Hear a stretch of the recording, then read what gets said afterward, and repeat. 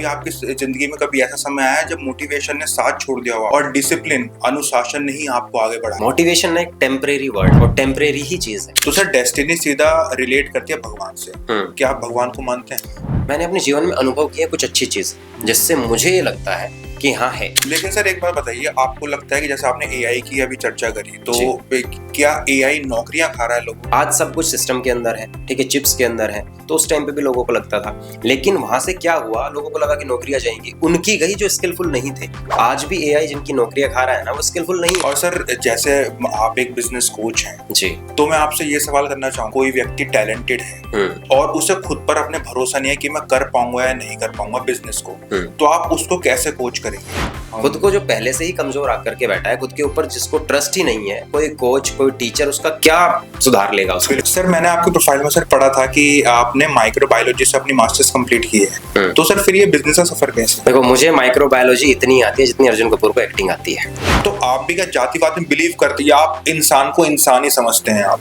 मैं जातिवाद में केवल इतना यकीन रखता हूँ या उसको इतनी तवज्जो देता हूँ जितना जरूरत के समय में अस्पताल में मुझे खून की जरूरत है तो मैं सोचता हूँ कि किसका खून मिलेगा। हाँ जी। मैं नहीं सोचता कि किसका मिलेगा, मैं ये सोचता हूँ कि खून चाहिए। नमस्कार, आप सभी का स्वागत है लक्ष्य नेशन के पहले पॉडकास्ट में। और हमारे पहले गेस्ट हैं अश्वनी कुमार प्रजापति जी, और इन्होंने 180 से ज़्यादा सेमिनार्स को डिलीवर करके बहुत लोगों को मोटिवेट किया है और बहुत लोगों के ब्रांड और बिजनेस बिल्ड करा है। तो आज हम इनसे जानेंगे कुछ बिजनेस के टिप्स एंड ट्रिक्स और कुछ सक्सेस मंत्र। तो चलिए शुरू करते हैं, लेकिन उससे पहले अगर आपको हमारी ये पहल पसंद आए तो प्लीज़ लाइक एंड सब्सक्राइब कीजिए और अपने दोस्तों से शेयर करना ना भूलें। नमस्कार सर, आपका स्वागत है हमारे इस पहले पॉडकास्ट में। जी, बहुत बहुत धन्यवाद। आप बताइए, आप कैसे हैं? बस सर सब बढ़िया। आपकी लाइफ कैसी चल रही है? सब बहुत बढ़िया है, सेहतमंद है, आपके साथ बैठे हैं, चर्चा करेंगे, अच्छी चर्चा करेंगे और उम्मीद है ये चर्चा लोगों को पसंद भी आएगी। बिल्कुल बिल्कुल सर। सर हमने सुना है कि आपने 180 ज़्यादा सेमिनार्स अटेंड करे हैं, आपने बिजनेस कोचिंग बहुत ज़्यादा दी है लोगों को, आपने मोटिवेट बहुत ज़्यादा किया है जी। तो सर ये सवाल मेरे मन में आता है कि कभी आपकी जिंदगी में कभी ऐसा समय आया जब मोटिवेशन ने साथ छोड़ दिया हो आपका और डिसिप्लिन अनुशासन ने ही आपको आगे बढ़ाया? देखो, एक चीज होती है लक्ष्य कि मोटिवेशन ना एक टेम्परेरी वर्ड है और टेम्परेरी ही चीज है। मोटिवेशन क्या होता है कि आपको बाहर से किसी ने जो है ना थोड़ा सा प्रेरित किया, मोटिवेट किया, कुछ चीजें आपके अंदर डाल दी, आपको लगा कि हम कुछ कर जाएंगे। वो जो है ना छोटे समय के लिए होता है। It is similar to a balloon. गुब्बारे में हवा भरी, छोड़ दी बस थोड़ी देर के लिए, और थोड़ी देर बाद गुब्बारा हवा निकलने के बाद खत्म, वापस वैसे हो जाता है। तो सेम काम मोटिवेशन करता है, लेकिन डिसिप्लिन ही है जो हर एक व्यक्ति को आगे बढ़ाता है। डिसिप्लिन एक हैबिट है। मोटिवेट होकर के जिम तो जा सकते हो, लेकिन डिसिप्लिन करने से, डिसिप्लिन रहने से जो है ना बॉडी बना पाओगे। तो हमेशा लाइफ में यही रहा है कि motivation is a part, but discipline एक ऐसी चीज है जो हमेशा से साथ रहता है। और अगर हम डिसिप्लिन्ड नहीं होते तो शायद 180 से ज़्यादा सेमिनार डिलीवर नहीं कर पाते, क्योंकि मोटिवेशन तो यही रहता ना कि भाई चलो ठीक है, आज कर लेते हैं, कल कर लेते हैं। बट डिसिप्लिन से ये समझ में आया कि हाँ, मोटिवेट रहने के साथ साथ ये सबसे ज़्यादा ज़रूरी है। हर एक मोटिवेशनल पर्सन जो है, हर एक मोटिवेटेड व्यक्ति है, वो डिसिप्लिन ज़रूर है, उसके अंदर अनुशासन है, उसको टाइम की कीमत पता है, इसलिए वो आगे बढ़ता है। लेकिन सर हमने सुना है कि हार्ड वर्क बहुत ज़्यादा इंपॉर्टेंट है, तो उसके बारे में आपका क्या कहना है? आज का जो टाइम है, पहले हम कहते थे, पहले के समय में ये बिल्कुल माना जाता था कि आपको हार्ड वर्क करना चाहिए, लोग करते भी थे, ठीक है, लेकिन आज का टाइम ना स्मार्ट वर्क का है। फॉर एग्जाम्पल, अगर अब से मैं 10 से 15 साल पहले की बात करूँ या 5 साल पहले की बात करते हैं, बच्चे जो है ना चीज़ों को बहुत अच्छे तरीके से मेमोराइज करते थे। पढ़ने वाले बच्चे, बिजनेस ओनर्स जो है ना, वो हर एक चीज़ को हार्ड वर्क कर, एक हार्ड वर्किंग मेंबर की तरह वो जो है ना सारी चीज़ों को लिखते थे, पढ़ते थे, नोट्स बनाते थे, ठीक है, चीज़ों को जो है ना सही तरीके से सहेज करके रखते थे। आज टाइम जो है ना एआई का है, आज टाइम चैट जीपीटी का है, आज चीज़ें एडवांस हो गई हैं। आज एडवांस इसलिए हो गए हैं तो यहाँ पे स्मार्ट वर्क करने की ज़रूरत है। आपको कॉपी भरने की ज़रूरत ही नहीं है, आप चैट जीपीटी से 4 सवाल पूछो, बात खत्म। पहला बच्चा चीज़ों को मेमोराइज करता था, अरे मुझे ये याद रखना है, मुझे ये याद रखना है, नंबर याद रखते थे, 50 नंबर याद रखते थे। मोबाइल में आप फीड हो जाती है, जरूरत ही नहीं है आपको। तो पहले के टाइम में हार्डवर्क जरूरी था, आज के टाइम में नहीं है। आज आप स्मार्ट होने चाहिए, आपको स्मार्ट वर्क करना आना चाहिए। यानी पहले आपने देखा होगा कि किसी एक ऑफिस को चलाने के लिए एक कंटेंट राइटर अलग है, ठीक है, अगर हम अपनी फील्ड की बात करें, चलो एक बिजनेस कोच की बात करते हैं, ठीक है, उसका कंटेंट राइटर अलग है, उसका वीडियो एडिटर अलग है, ठीक है, उसका डिज़ाइनर अलग है, उसके ग्राफिक डिज़ाइनिंग की टीम अलग है, ठीक है, और जो सेल्स की टीम अलग है। आज एक बंदा सारे काम कर ले रहा है, जिसको अच्छे से चैट जीपीटी यूज करना आ गया है, तो वो स्मार्ट वर्क कर रहा है कि हार्ड वर्क कर रहा है? वो स्मार्ट वर्क कर रहा है। स्मार्ट वर्क कर रहा है सर। ठीक है, तो ये स्मार्ट वर्क का ही तो काम है। अभी जैसे टेक्नोलॉजी ने हमें स्मार्ट कैसे बना दिया है, आज हम इस पॉडकास्ट में बैठे हैं, इसको हजारों लाखों लोग, कितने भी लोग देख सकते हैं।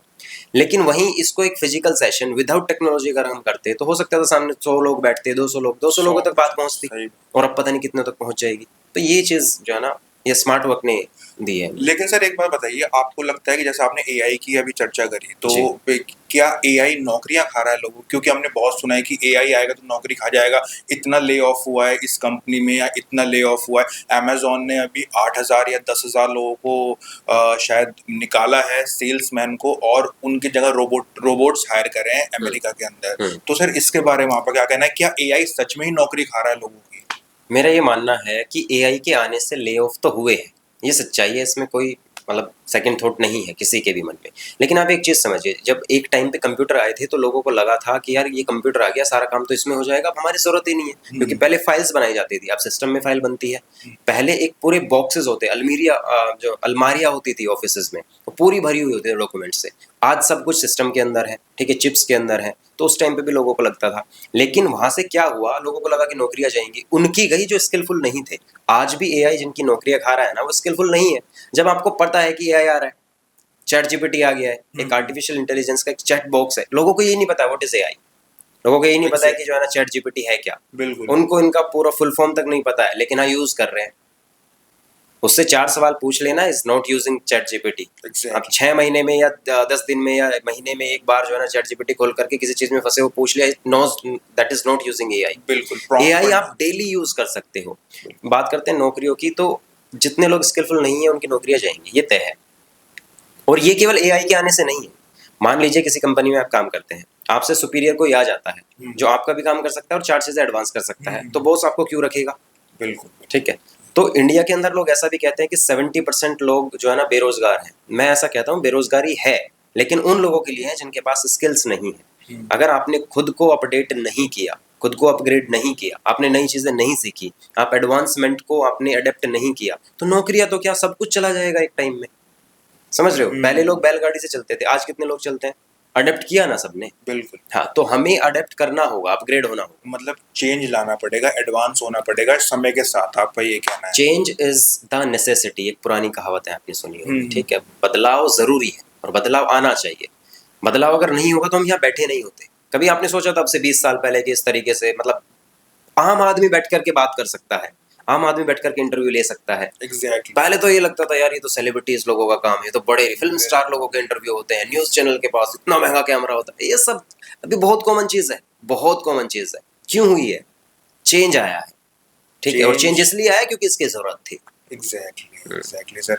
और सर जैसे आप एक बिजनेस कोच हैं जी, तो मैं आपसे ये सवाल करना चाहूंगा कि जैसे कोई व्यक्ति टैलेंटेड है और उसे खुद पर अपने भरोसा नहीं है कि मैं कर पाऊंगा या नहीं कर पाऊंगा बिजनेस को, तो आप उसको कैसे कोच करेंगे, या कैसे कोच करते हैं, या कैसे कोच किया है आपने पहले? देखो मैं आपको एक एग्जांपल से बताता हूँ, हर एक आदमी इससे रिलेट करेगा। हाँ जी। हमने रामायण सबने देखी है। बिल्कुल। जब लक्ष्मण जी को मूर्छा आई थी, लक्ष्मण जी जब मूर्छित हो गए थे, तो सबको पता था कि इस जड़ी बूटी से वो ठीक हो सकते हैं, लेकिन कोई ये हिम्मत नहीं कर रहा था कि यार कौन जाएगा लेने। हनुमान को पता था कि तू काम ये कर सकता था, लेकिन खुद के ऊपर भरोसा नहीं था। वो जानता था कि वो टैलेंटेड है, ले आएगा, लेकिन भरोसा नहीं था। तो हमें कोई ना कोई कोच चाहिए होता है, कोई बड़ा चाहिए होता है हमें गाइड करने के लिए। तो जामवंत जी थे वहां पे, जामवंत जी ने कहा कि भाई तू कर सकता है, तू जा। तो खड़ा क्यों है, मुंह क्यों देख रहा है? जामवंत जी ने उनको फोर्स किया, कोच किया, गाइड किया। एक कोच का काम है गाइड करना। ऐसा ही बहुत सारे लोग मिलते हैं जिनको खुद के ऊपर भरोसा नहीं होता। उनको लगता है कि यार भरोसा क्यों नहीं होता है ना, पता है, सेल्फ स्टीम बहुत लो होती है। तो लगता है कि यार हम दूसरे से जो है ना कम है। खुद को जो पहले से ही कमजोर आकर के बैठा है, खुद के ऊपर जिसको ट्रस्ट ही नहीं है, कोई कोच कोई टीचर उसका क्या सुधार लेगा उसमें? बिल्कुल। Over confidence is a bad thing actually. ठीक है, अपने आप को प्राउड से ये कहना कि मैं इसे सुपीरियर हूँ, वो एक अच्छी बात है। देख, उसको बोलते हैं सेल्फ कॉन्फिडेंस, और उसी को बोलते हैं सेल्फ एस्टीम। आपके बराबर में एक बुक रखी है, उस पे तस्वीर है MS धोनी जी की। इस व्यक्ति के अंदर सबसे ज्यादा सेल्फ एस्टीम है। अगर आपको याद हो, अपने ऊपर भरोसा। अगर आपको याद हो 2008 में सीबी सीरीज हुई थी ऑस्ट्रेलिया में, पहली बार हिंदुस्तान ने जीती थी, ट्राई नेशन वो सीरीज थी। हाँ वो याद तो है। फाइनल 2 बार खेला गया था, 2 मैच हुए थे फाइनल और के। सर मैं ये ऐड ऑन करना चाहूंगा सर, उस टाइम की ऑस्ट्रेलिया टीम बहुत खतरनाक थी। बहुत खतरनाक थी। मैथ्यू हेडन ले लीजिए, एडम रिकी गिलक्रिस्ट ले लीजिए, पॉन्टिंग। रिकी पॉन्टिंग हो गए, माइकल क्लार्क हो गए, एंड्रयू साइमंड्स हो गए, हाँ हाँ, मतलब बैक टू बैक सारे सुपर खिलाड़ी थे। बैट्समैन, सारे सुपर, एक ए टू जेड तो सेल्फ पूरे। स्टीम ने कैसे काम किया, तो एमएस धोनी को जब लगा कि भाई मैच जीतने वाले हैं, एक मैच ही फाइनल, इससे मतलब 2 मैच थे उसमें जिससे ये डिसाइड होना था कि हाँ सीरीज कहाँ जाने वाली है, तो दोनों मैच इंडिया ने जीते थे। तो जब फाइनल मैच जीतने वाले थे ना, तो मैच जीतने से 10 मिनट पहले इन्होंने अपने सारे खिलाड़ियों को एक चीज बोली थी कि मैच जीतने के बाद ना कोई जश्न नहीं मनाएगा। अच्छा, हाँ, ऐसा अब ऐसा इसलिए था, इन्होंने बोला कि ऑस्ट्रेलिया को ये दिखाना है कि ये हमारे लिए नॉर्मल मैच है, तुम्हें हराना कोई बड़ी बात नहीं है। अच्छा तो ओके। इन्होंने ऑस्ट्रेलिया के दिमाग में ये फीड कर दिया था कि साला ये तो मामूली चीज है भाई, तुम्हें हराना तो मामूली चीज है। और ये उसको कब काम आया, ये इसको काम आया 2009 में भी ऑस्ट्रेलिया को हराने में, 2010 में भी ऑस्ट्रेलिया को हराया, 2011 में तो आपको जानते हो क्वार्टर फाइनल में पटकनी दे करके बाहर कर दिया था वर्ल्ड कप से, जो लगातार वर्ल्ड कप जीतती आ रही थी। ये कहाँ से आता है सेल्फ स्टीम, इसको खुद पे भरोसा था। और मैंने ये भी सुना है कि जब 2011 में जब ऑस्ट्रेलिया जब इंडिया आई टूर पे, तो रिकी पॉन्टिंग को भरोसा था कि मैं, अब रिटायरमेंट की उनकी एज थी, तो उन्हें भरोसा था कि मैं ये वाला वर्ल्ड कप भी जीत के तब ऑस्ट्रेलिया रिटायरमेंट, तब रिटायरमेंट लूंगा और ऑस्ट्रेलिया ही जीतेगी, उन्हें इतना कॉन्फिडेंस था। अभी अगर आपने एम एस धोनी की मूवी भी देखी है, और उस मूवी को देखने के बाद तो मुझे ना मतलब बेचैनी रही थी कई दिनों तक मैं ऐसे परेशान रहा कि यार ये मतलब कितना पावरफुल बंदा है। और अगर आपने एक ऐसी अच्छी मूवी देखी और उसके बाद भी साला आपको कुछ हो नहीं रहा है ना अंदर से, तो बेवकूफ हो आप, फिर आपने कुछ नहीं देखा। इस मूवी में क्या शानदार बात थी कि जब उनको बोला जाता है कि यार आप खिलाड़ियों को क्यों बाहर निकाल रहे हो टीम से, ये फिटनेस फ्रीक नहीं है, तो अच्छे बैट्समैन तो हैं। तो इन्होंने क्या बोला था, देखो विजन होता है एक लीडर का, जो एक पहचान होती है ना, उसका विजन होता है, वो सोचता कैसे है, वो दूरदृष्टि उसकी कैसी है, क्या देख रहा है वो।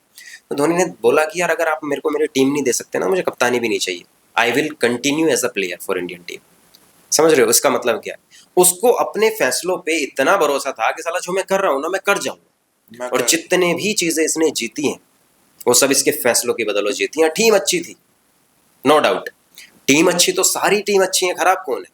जहां टीम है 11 लोग एक साथ जुड़ गए तो पावर बन गई ना भाई। और सर टीम इन्होंने बनाई भी है, मैंने सुना है वो रोहित शर्मा बहुत नीचे बैटिंग करते थे, उन्होंने ओपनिंग वहां से उठा के ओपनिंग पे लाए उन्हें। ये लीडरशिप तो की क्वालिटी है ना। एग्जैक्टली, इन्होंने स्किल को पहचाना, दूसरे की स्किल को भी, और अपने ऊपर उनको कॉन्फिडेंस भी था धोनी साहब को कि मैं अगर इस प्लेयर को ऊपर जाना तो ये आने वाला स्टार है बंदा ये। उन्होंने बनाए, बहुत सारे स्टार बनाए, और एक लीडर का यही काम होता है कि वो जो है ना फेलो लीडर्स बनाता है।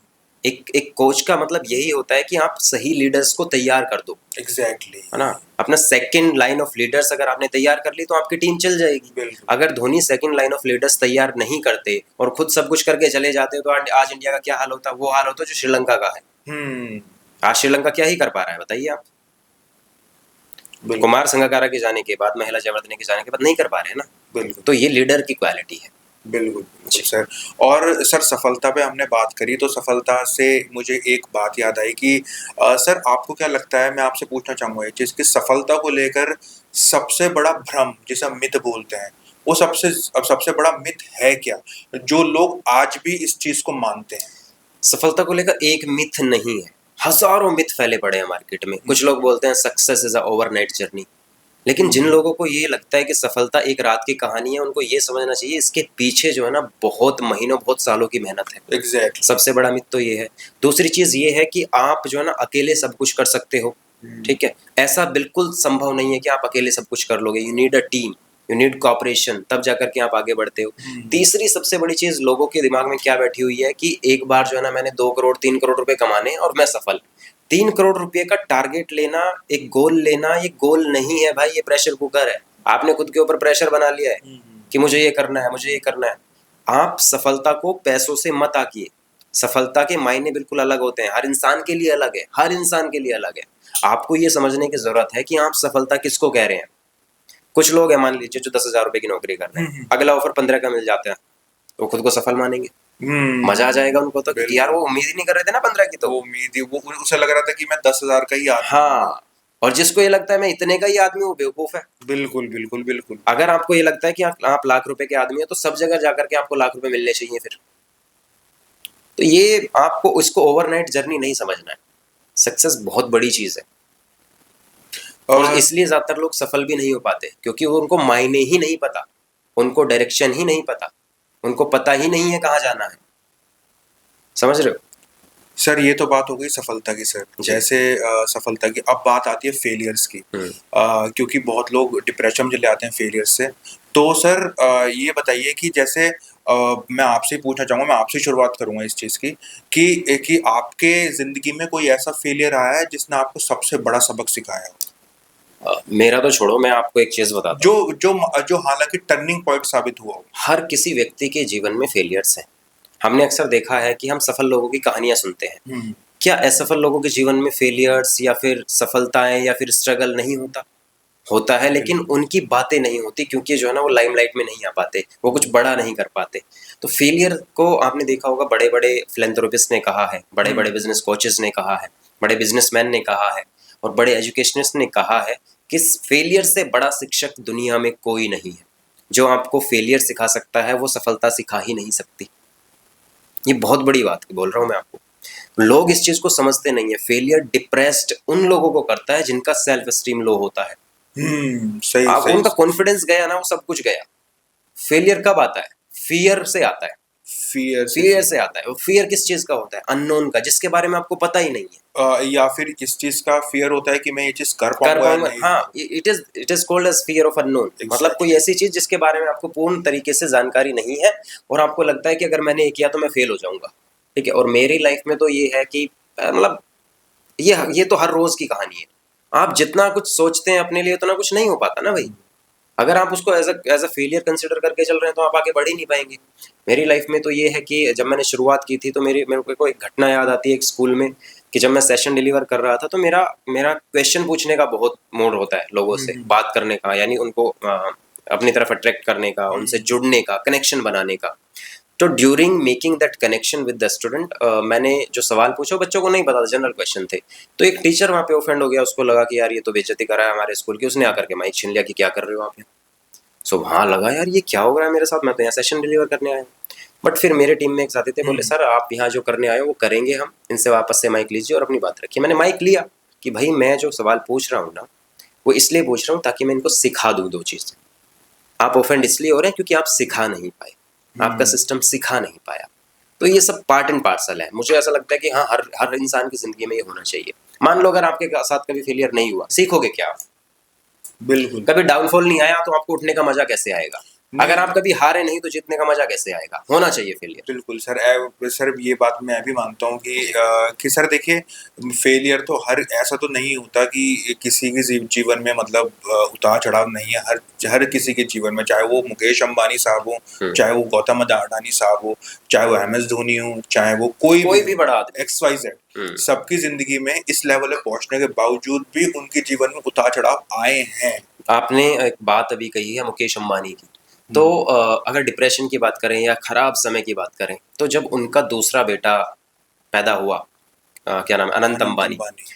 तो उसको जो है ना कुछ बॉडी में बहुत ज़्यादा प्रॉब्लम्स थी। ठीक है। उसको, वो एस्थेमेटिक पेशेंट है शायद, वो हाँ जी, मतलब हाँ ज़्यादा जी, हाँ चल दौड़ भाग नहीं सकता। जी, हाँ जी, उसका कभी भी बहुत ज़्यादा वजन बढ़ जाता है, कभी कम हो जाता है। दुनिया का सबसे रईस आदमी क्या सबसे अच्छे डॉक्टर को नहीं पकड़ सकता था? पकड़ सकता है, लेकिन कुछ चीज़ें आपकी किस्मत में लिखी होती हैं, आपकी ज़िंदगी में लिखी होती हैं, आपको उनके साथ जीना पड़ता है। और अनंत अंबानी इतना बड़ा घर के इतना बड़े घर का बेटा होने के बाद ऐसी प्रॉब्लम से जूझ रहा है। तो ये क्या है ना, ये इससे हमें ये सीखना चाहिए कि कुछ चीज़ें आपको मिली हैं भाई, उससे आप भाग नहीं सकते। कुछ तो मिला है जो ऊपर वाले ने दिया है। एक तरफ आपको दुनिया का सबसे अमीर आदमी बना दिया है, लेकिन उस अमीरी के सुख को भोगने के लिए शायद आपको वो शरीर, वो काया नहीं दी है। तो ये पार्ट एंड पार्सल है, सबके साथ है। सर ये तो बात हो गई सर। अब बिजनेस की थोड़ा सा मैं अब उस पर रोशनी डालना चाहूंगा कि माइंडसेट के ऊपर। जी। कि सर ये बताइए कि कौन सी आपको ऐसी कौन सी चीज लगती है जो आपको लगता है कि माइंडसेट, कौन सी ऐसी माइंडसेट शिफ्ट है जो एक अच्छे बिजनेस को बनाती है? देखो, माइंडसेट शिफ्ट जो अच्छे बिजनेस को बड़ा बनाती है वो होता है उनका डिसीजन मेकिंग स्टाइल, या उनका डिसीजन लेने की क्षमता। कुछ लोग होते हैं जो ऑपरेटर होते हैं, कुछ लोग होते हैं जो ओनर होते हैं। हाँ जी। जो ऑपरेटर का माइंडसेट होगा ना जिस बिजनेस का, वो बहुत बड़ा नहीं बन पाएगा, क्योंकि वो सारे काम खुद करने में लगेगा। वो सोचेगा यार सेल्स भी मैं कर लूँ, लीड्स भी मैं ही जनरेट कर लूँ, ऑर्डर्स भी मैं ही डिलीवर कर दूँ, पेमेंट भी मैं ही कलेक्ट कर लूँ। ठीक है, एक तरफ जो सही आदमी होगा, जो सिस्टम बनाना जानता होगा, जो ओनर होगा, उसको पता होगा अगर मैंने सिस्टम बना दिया तो सेल सिस्टम के थ्रू हो जाएगी, टीम सिस्टम के थ्रू बन जाएगी, एचआर बाकी चीजें संभाल लेगा। तो सिस्टम ओरिएंटेड बंदा अगर है तो वो बिजनेस को बड़ा बना लेता है। तो माइंडसेट शिफ्ट ये है कि एक आदमी है जो ऑपरेटर के माइंडसेट में है, एक है जो ओनरशिप के माइंडसेट में है, जो चाहता है yes I am the boss, मैं कर सकता हूँ, जिसने सिस्टम बना ली है, जिसने सिस्टम को समझ लिया, प्रोसेसेस को समझ लिया है। ठीक है, तो जो प्रोसेस समझना जानता है वो बिजनेस को बड़ा बना लेता है। अब बाकी लोग जो फेल होते हैं ना बिजनेसेस में, जो बड़ा नहीं बना पाते, वो ऑपरेटर वाले माइंडसेट के होते हैं कि यार यहाँ से 2 रुपए बचाऊं, वहां से 2 रुपए बचाऊं। बचाना नहीं है भाई, तुम 2 रुपए बचाने के चक्कर में 100 खो दे रहे हो। अपनी मार्केटिंग स्किल्स खो दे रहे हो, या मार्केट में आप जाके जितना बिजनेस ला सकते थे आप वो पेमेंट कलेक्शन में रह गए आप। आज के टाइम में डिजिटल मार्केटिंग से ज्यादा बेहतर कोई तरीका ही नहीं है बिजनेस करने का, लीड्स लाने का। और जो लोग आज के टाइम में अपने बिजनेस में एआई का यूज नहीं कर रहे, वो पहले ही पीछे हो चुके हैं, बस उनको पता नहीं है। वो बड़ा कैसे बनाएंगे? वो आज भी पुरानी टेक्निक से चाह रहे हैं कि बिजनेस बना लिया जाए, जैसा नोकिया ने किया, चला गया मार्केट से। बिल्कुल। और ऐसे हजारों एग्जांपल्स हैं, हजारों एग्जांपल्स हैं। सोनी रक्सन देख लीजिए सर, हाँ, सोनी कहाँ चला गया बताइए? पहले जो रील वाले को कैमरे आते थे, कहाँ है बताइए आज? ठीक है, वॉचेस आती थी पहले पुरानी तरीके की, वो कहाँ चली गई हैं आज? बिल्कुल। ठीक है, ब्लैक एंड व्हाइट टीवी सब खत्म हो गया है। अब अपग्रेड किसने किया है? बहुत बड़ी बड़ी कंपनीज हैं ऐसी जो खुद को कभी अपग्रेड कर ही नहीं पाई, उन्होंने सोचा ही नहीं, क्योंकि ओनर का माइंडसेट ऑपरेटर वाला था। ऑपरेटर वाला है, बिल्कुल बिल्कुल। हाँ, तो ओनरशिप आपको लेना पड़ेगा। बिल्कुल सर, ये बताइए कि जैसे आपसे बहुत लोग इंस्पायर हुए हैं, तो सर सब लोग ये जानना चाहेंगे, ये लाखों लोग जो इस चैनल को देखेंगे वो सब जानना चाहेंगे कि सर ये बताइए कि आपकी ऐसी कौन सी डेली हैबिट है जिसने आपकी जिंदगी में सबसे बड़ा बदलाव लाया? कोई खास हैबिट नहीं है, कुछ नहीं है, बस एक चीज है कि हाँ कुछ करना है। अगर आप सुबह उठ नहीं, करके, कोई तो होती है सर, हाँ, कोई तो होती है डेली हैबिट की। आप अगर बताना ना चाह रहे हो वो अलग बात है, लेकिन ना कोई तो डेली हैबिट होती है सर एक सक्सेसफुल आदमी की, कि जिसमें उसकी जिंदगी में बड़ा बदलाव। आप बताइए मत, नहीं, हम बताइए बताएंगे। मत, मतलब थोड़ा हिंट दे दीजिए ताकि ताकि कुछ लोगों का ही भला हो जाए, हम जैसे लोगों का भला हो जो जाए। हैबिट की बात करते हैं ना, तो हर एक बिजनेसमैन के सामने एक चीज होती है कि उसको अपना रेवेन्यू बढ़ाना है। हम कोचेस के सामने, हम जो ट्रेनर्स होते हैं उनके सामने ये होता है कि भाई आज कितने लोगों से, नए लोगों से मिलना है, आज क्या नया करना है। तो मेरी एक हैबिट ये है कि मैं डेली कुछ नया सीखना चाहता हूँ। मैं बहुत पॉडकास्ट कंज्यूम करता हूँ, मैं बहुत सारी वीडियोस देखता हूँ, बहुत बड़े बड़े लोगों की कहानियां सुनता हूँ, बहुत शोज देखता हूँ, बहुत किताबें मैं ऐसे कंज्यूम करता हूँ, वो पढ़ता हूँ। सर आपको जरूरत नहीं है, क्योंकि नहीं, आप ऐसा गलत खुद ही इतने बड़े बिजनेस कोच हैं आप, तो आपको जरूरत नहीं है, आपसे बेहतर कौन समझता है। अभी होता क्या है, जैसे अभी आप बैठे, आपको लग रहा है कि मैं बहुत बड़ा बिजनेस कोच हूँ, जबकि ऐसा नहीं है।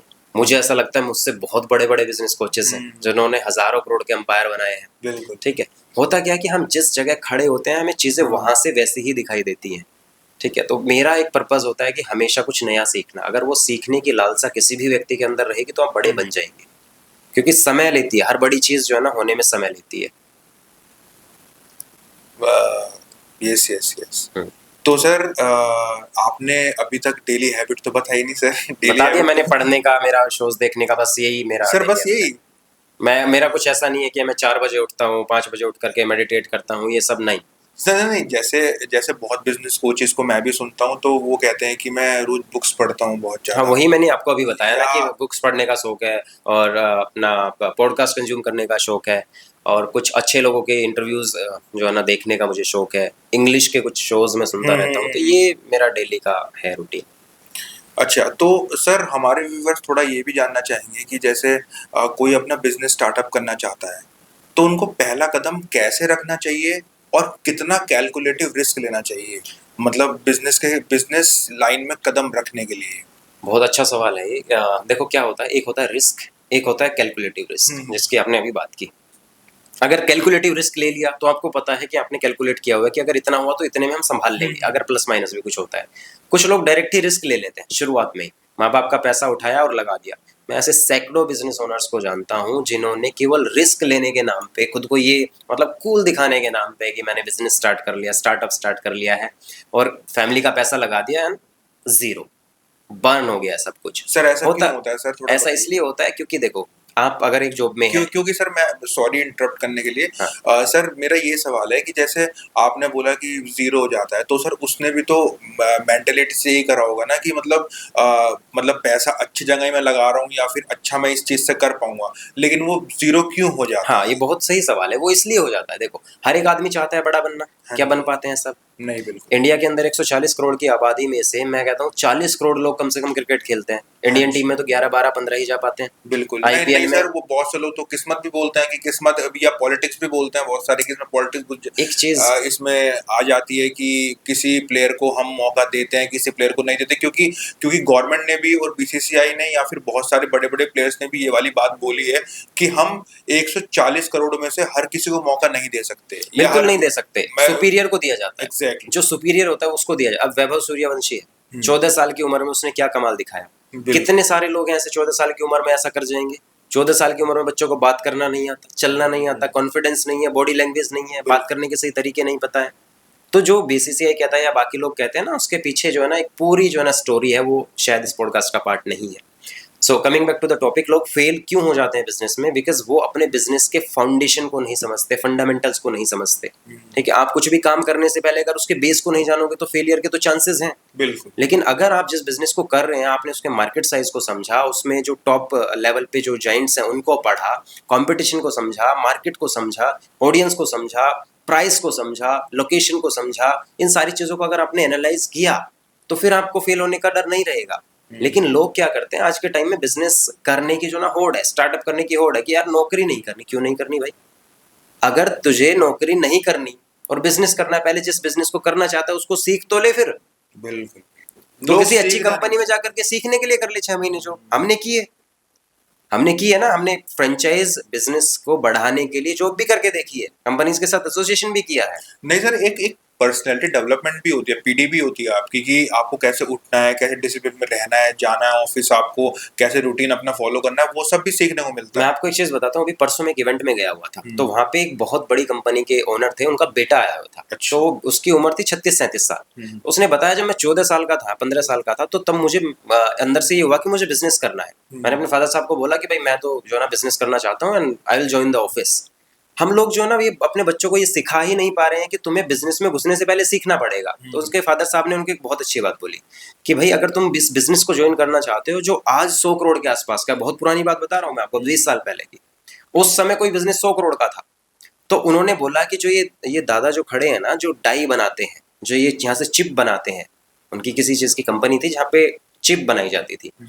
तो अगर तुम्हें इस बिजनेस में आना है ना, तो 6 महीने इन दादा के अंडर काम करना होगा। यानी जिसकी सैलरी 10,000 थी, वो 100 करोड़ का आदमी, वो मालिक, वो कह रहा है पहले इनके अंडर काम करना पड़ेगा और सीखना पड़ेगा 6 महीने, और इनको वैसे ट्रीट करना होगा जैसे आप अपने गुरु को ट्रीट करते हो। बिल्कुल बिल्कुल। आप सीखने की तो इच्छा है नहीं लोगों के अंदर। अब सोच रहे हैं कोई आइडिया आया और हम पता नहीं क्या बना देंगे, वो ऐसे नहीं होता। शॉर्टकट लेना चाहते हैं। शॉर्टकट से कभी सफलता नहीं मिलती भाई। वो जो है ना मतलब लाखों में, हजारों में कोई ना एक बंदा होता है जिसको मिल गया, लेकिन वो भी जो है ना बहुत पीछे उसकी मेहनत होती होगी।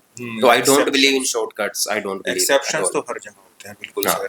मैं सर सर मैं आपसे इसी में क्रॉस क्वेश्चन करना चाहूंगा कि जैसे मतलब हमने बिजनेस की बात करी, हमने डेस्टिनी की बात करी, तो सर डेस्टिनी सीधा रिलेट करती है भगवान से। क्या आप भगवान को मानते हैं? देखो, जो डेस्टिनी की आपने बात की ना, किस्मत, कुछ बड़े लोगों को जिनको मैं सुनता हूँ, और मैं उनको सुनता हूँ जिनकी मैं बातें समझता हूँ या मानता हूँ, तो अक्सर ऐसा कहते हैं कि जब इंसान पैदा होता है ना, तो सब एक ही तरीके से पैदा होते हैं। अब भगवान ने सबको मौका दिया है कि तू आ गया है जिंदगी में, अपने आप को निखारना है तेरे हाथ में है, बर्बाद करना है तेरे हाथ में है। आप दुनिया भर में दारू, बीड़ी, सिगरेट, गुटखा, नशा, आप सब कुछ देखते हैं। आप खाते पीते हैं क्या सब चीजें? नहीं खाते। आपको पता है मेरे लिए अच्छा नहीं है। जो खा रहे हैं उनको भी पता है हमारे लिए अच्छा नहीं, लेकिन फिर भी खा रहे हैं क्योंकि बर्बाद होना है। तो जो किस्मत को दोष देते हैं ना लोग, वो ये समझ नहीं पाते कि तुम्हारे फैसलों ने ही तुम्हें यहाँ तक पहुंचाया है और तुम्हारे फैसले ही तुम्हें आगे तक पहुंचाएंगे। सर लेकिन सर ये बात जो आपने गुटखे, बीड़ी, सिगरेट की बात करी, तो सर लोग ये भी बोलते हैं कि अगर ये चीज बुरी है तो गवर्नमेंट सेल क्यों कर रही है ये वाली? मैं आपको एक चीज बताता हूँ, किसी भी देश में हम्म, उस देश को चलाने के लिए एक नहीं हजारों चीजों की आवश्यकता होती है। क्या गवर्नमेंट ने कभी ये कहा है कि आप इसको खाइए?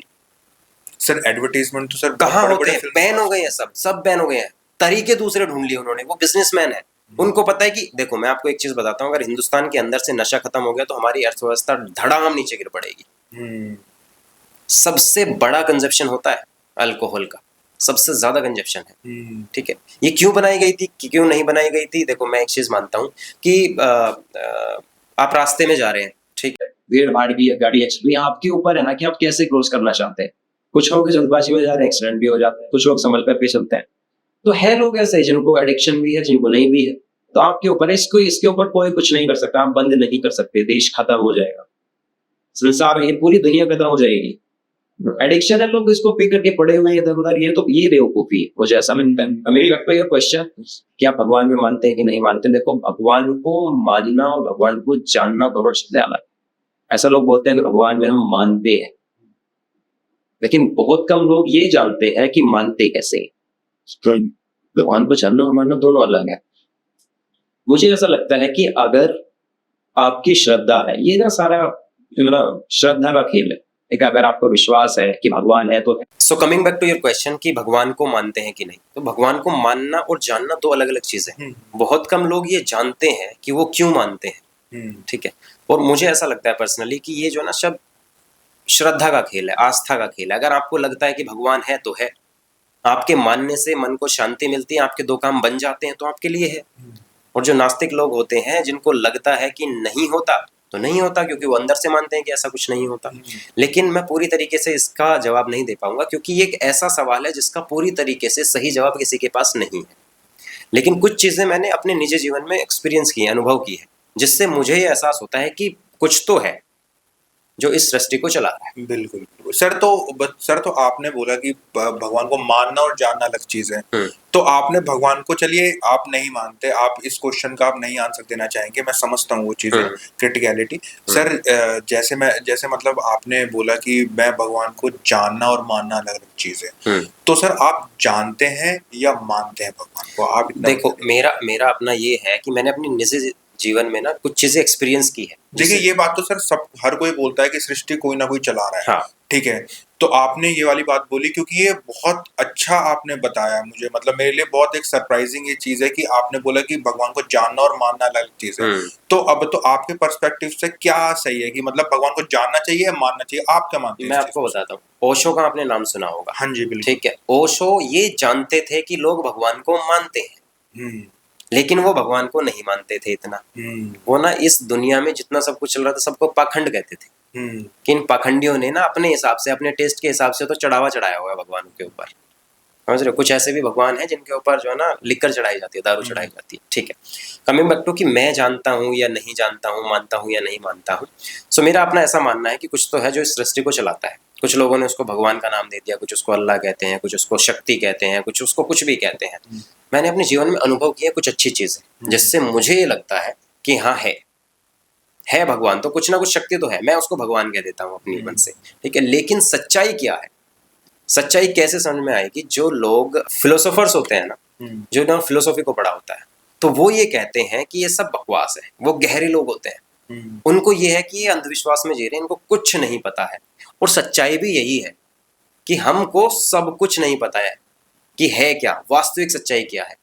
क्योंकि ये जो सृष्टि बनाने वाला था, या ये जिसको हम भगवान बोल रहे हैं, हमें ये समझना होगा कि हमारे सामने ऐसी चीजें दिखाई जाती हैं कि हम हमेशा उलझे रहेंगे। आपने एक चीज सुनी होगी कि यार अच्छे काम करो, जो है ना मरने के बाद स्वर्ग मिलेगा। आप एक बात बताइए, जिंदा आदमी जो है वो जा नहीं सकता और मरा हुआ बता नहीं सकता, तो हमें कैसे पता स्वर्ग में जा रहा है, नर्क में जा रहा है? ये तो सर सब मतलब ये अपनी अपनी एक आस्था होती है, अपनी अपनी ये चीज। ये आस्था और सोच नहीं है, ये क्या है मैं बताता हूँ। ये है कि जब हम स्वर्ग और नरक की बात बोलते हैं ना, तो यहाँ पे पॉजिटिविटी और नेगेटिविटी हमें जो है ना साफ दिखाई देती है। कि स्वर्ग का मतलब अच्छी चीजों से है और नरक का मतलब गलत चीजों से है। कोई तो हम लोगों को प्रेरित कर रहे हैं कि आप अच्छी चीजें करो तो आपके साथ ये हो जाएगा, और अच्छा भी है, इसमें गलत क्या है? तो ऐसा कर लेना चाहिए। कोई चीज इसको कोई लोग इन्हें जन्नत बोलते हैं, कोई इन्हें मतलब स्वर्ग बोलते हैं। हाँ। तो सर ये बताइए कि स्वर्ग मतलब ये ठीक है, स्वर्ग और नर्क होता है या नहीं होता है वो हम नहीं बता सकते, क्योंकि हम एक जिंदा इंसान है। तो सर आपके हिसाब से क्या मतलब स्वर्ग और ये नर्क होते हैं या नहीं होते हैं? मैंने अभी बताया ना आपको, ये पॉजिटिविटी और नेगेटिविटी का जो है ना गेम है सारा, कि आप किसी को किस तरीके से जो है ना समझा सकते हैं। भाई हमारे जो है ना बाप दादा उस टाइम के जो लोग थे वो हमें ऐसी बातें समझाते थे, सिखाते थे, हमने फिल्मों में देखा है वो कि भाई माइंड में अच्छे कर्म बैठ कर लो, दिमाग में बैठा हुआ है कि यार पॉजिटिव रहो, लोगों के साथ बुरा मत करो, तो तुम अच्छी जगह जाओगे। मरने के बाद भी, मरने के बाद हमें क्या पता हम कहाँ जाएंगे, बिल्कुल बिल्कुल हम कैसे जान सकते हैं? आत्मा तो अजर अमर है, ये भी हमने पढ़ाई है, सुना ही है, देखा थोड़ी है किसी ने। सर। लेकिन लेकिन सर ये बहुत कंट्रोवर्शियल हो सकता है, क्योंकि आप बहुत सारे संत गुरुओं की आप मतलब ऐसे उनको एक तरीके से ये बता रहे हैं कि आप गलत है, मैं सही हूँ। नहीं नहीं, ये उनका टेक हो सकता है। क्योंकि वो तो ये मानते हैं ना कि स्वर्ग और नर्क होता है, और वो सबको यही लाखों करोड़ों लोगों को यही बताते आ रहे हैं कि तुम मरने के बाद तुम स्वर्ग जाओगे या मरने के बाद तुम नर्क जाओगे, या ये चीज नहीं करनी चाहिए। तो आप उन सब लोगों को झुठला रहे हैं, जो संत महागुरु होंगे, जो कोई भी होंगे। मैं आपको इसका एक सटीक जवाब देता हूँ। हाँ जी। तो अभी कुछ दिन पहले जो ना इंडिया पाकिस्तान का रिफ्ट हुआ, हाँ जी। तो जो ये आतंकवादी लोग होते हैं ना, तो इनके दिमाग में ना ये भर दिया जाता है, ठोक ठोक करके भर दिया जाता है कि अगर आप ऐसा करेंगे तो आपको जन्नत नसीब होगी, अल्लाह ताला के कदमों में आप जाएंगे। आतंकवादियों की बात कर रहा हूँ, ठीक है? क्या ये सच है? ऐसा होता है? नहीं सर, ऐसा सब नहीं झूठ है ना? नहीं तो सर। जो संत महात्माओं को जिनको ये बात बुरी लगे कि स्वर्ग नरक नहीं होता, तो मैं अपने तरफ से ये कहना चाहता हूँ वो भी बेवकूफ है अगर किसी को ये लगता है। मैंने ये बोला अगर इस कॉन्टेक्स्ट को वो समझेंगे कि इस यहाँ बात नेगेटिविटी और पॉजिटिविटी की हो रही है, लोगों को प्रेरित करने की बात हो रही है, ठीक है? एक ही चीज है, आपने नाम ही तो अलग दे दिए हैं, बिल्कुल आपने नाम ही तो अलग दे दिए भाई, वो सब एक ही चीज है। सही बातें बोल करके अगर मन शांत होता है और आप बोल रहे हैं कि आप अच्छी जगह जाओगे, उस अच्छी जगह को आपने स्वर्ग का नाम दे दिया है, उन्होंने जन्नत का नाम दे दिया है। समझ रहे हो बात को? एक ही चीज है, कोई नहीं झुटला सकता इस चीज को। सर। लेकिन बहुत सारे लोग तो जो हिंदू धर्म के ही लोग हैं, तो बहुत सारे लोग तो मतलब जातिवाद में बिलीव करते हैं। क्या आप भी जातिवाद में बिलीव करते हैं? देखो, जिससे पहले आपने सवाल पूछा, पहले तो बात आ जाती है धर्म की। हाँ। बहुत कम लोग ये समझते हैं कि धर्म की शुरुआत कैसे हुई थी। Sorry to interrupt you sir, लेकिन ना सर, मैंने इसलिए सवाल पूछा ये वाला, क्योंकि बहुत सारे हिंदू धर्म लोगों ने बौद्ध धर्म अपना लेते हैं या फिर कोई और धर्म अपना लेते हैं। तो सर हिंदू भी सर एक तरीके से बटे हुए हैं बहुत ज्यादा, और दूसरा जातिवाद में बटे हुए हैं ऑब्वियसली। तो आप भी क्या जातिवाद में बिलीव करते हैं, या आप इंसान को इंसान ही समझते हैं आप? मैं जातिवाद में केवल इतना यकीन रखता हूँ या उसको इतनी तवज्जो देता हूँ जितना ज़रूरत के समय में अस्पताल में मुझे खून की ज़रूरत है, तो मैं सोचता हूँ कि किसका खून मिलेगा। हाँ जी। मैं नहीं सोचता कि किसका मिलेगा, मैं ये सोचता हूँ कि खून चाहिए। जिसको ब्लड चाहिए अपने आदमी की जान बचाने के लिए, क्या वो कभी ये सोचता है कि ये किसका खून है?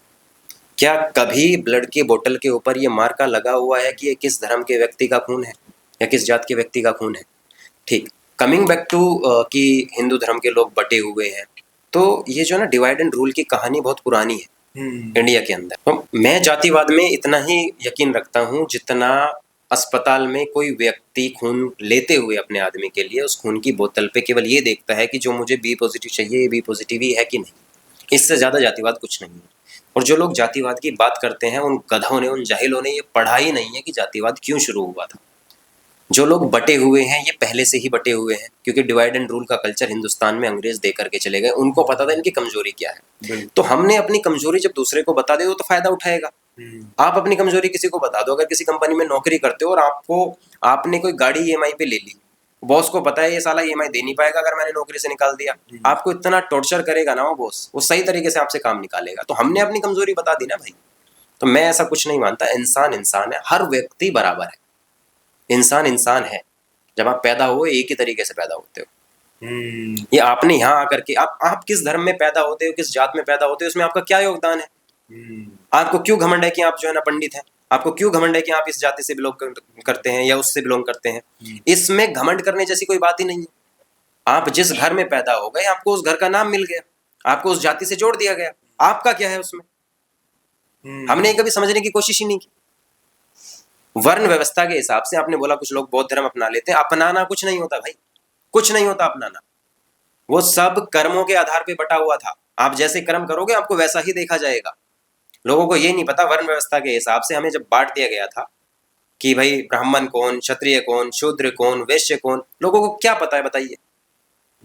कि आज के टाइम में ब्राह्मण वर्ग के लोग जो कहने को ब्राह्मण है लेकिन काम शूद्र का भी करते हैं, जो उनका कर्म है जिससे वो रोटी खा रहे हैं, कुछ शूद्र लोग हैं जो काम ब्राह्मण का भी कर रहे हैं, शिक्षा दे रहे हैं लोगों को। हम्म, तो आपको ये क्यों समझ में नहीं आया कि ये वर्ण व्यवस्था थी?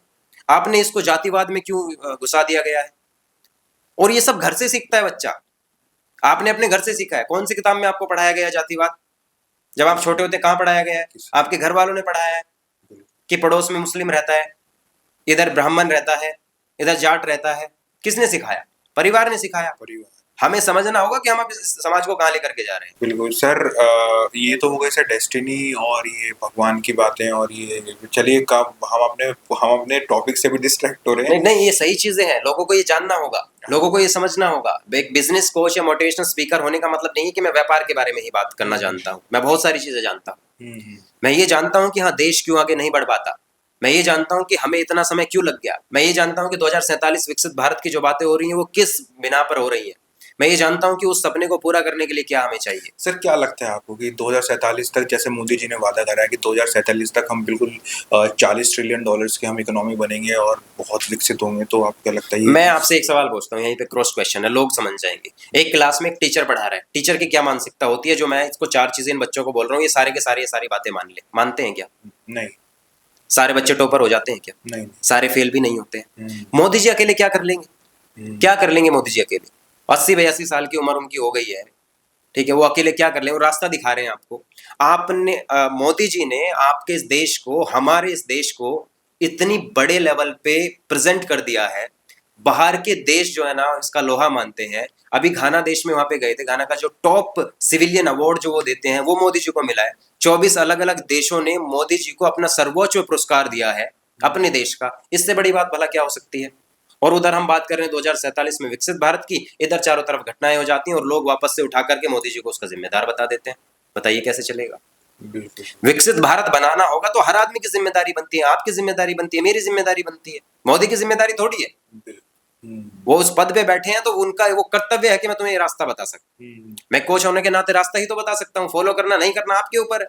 लेकिन सर मोदी जी ने तो ये भी बोला था कि 2015 में जब वो 1 साल बाद जब वो पहली बार प्रधानमंत्री बने थे, तो 1 साल बाद उन्होंने वादा किया था मैं 2022 तक किसानों की जो इनकम है वो 2 गुनी करूंगा।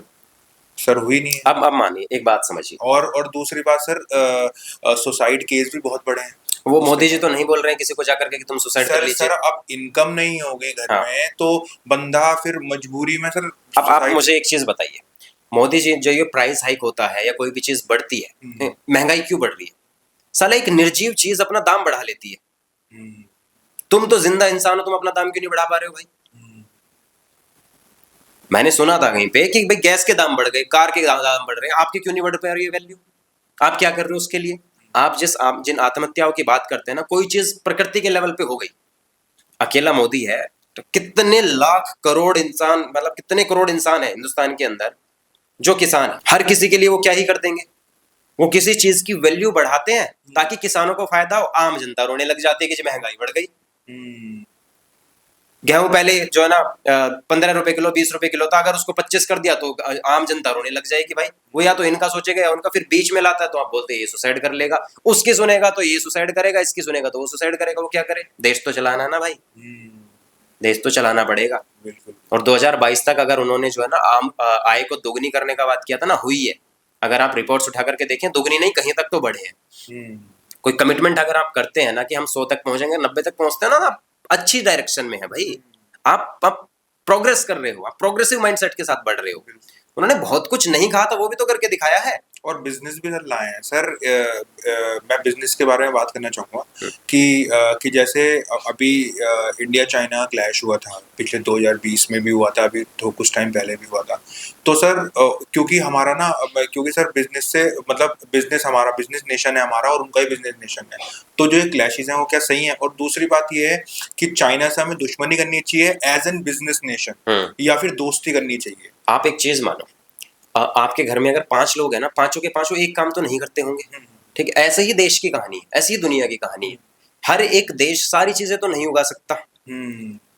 कुछ देश ऐसे हैं, किसी में कुछ होता है, किसी में कुछ होता है। मान लीजिए ईरान और पाकिस्तान में सेंधा नमक होता है, ठीक है, पिंक सॉल्ट होता है। लेकिन एक चीज बताइए, चाइना में इतना सस्ता सामान कैसे मिलता है? मतलब कि कोई चीज 50 पैसे की मिलती है, कोई 1 रुपए की मिलती है, और वही दूसरे नेशन 5 रुपए की या 10 रुपए की कैसे मैं बेचते हैं? बताता हूँ और उसके पीछे रीजन है। वो कहते हैं कि हमारी कॉस्टिंग नहीं आ पाएगी, और चाइना की कॉस्टिंग आ जाती 1 रुपए या 50 पैसे में भी। ये हमारी कमी है। हिंदुस्तान में कितनी चीजों का मैन्युफैक्चरिंग होता है, आप मैन्युफैक्चरिंग कर ही नहीं सकते ना भाई, आप तो असेंबलिंग करने में लगे पड़े हो चीजों की। यहाँ से ये चीज ले ली, वहां से ये चीज ले ली, जोड़ करके बना दीजिए, हमारी मैन्युफैक्चरिंग है। ये मैन्युफैक्चरिंग होती है क्या?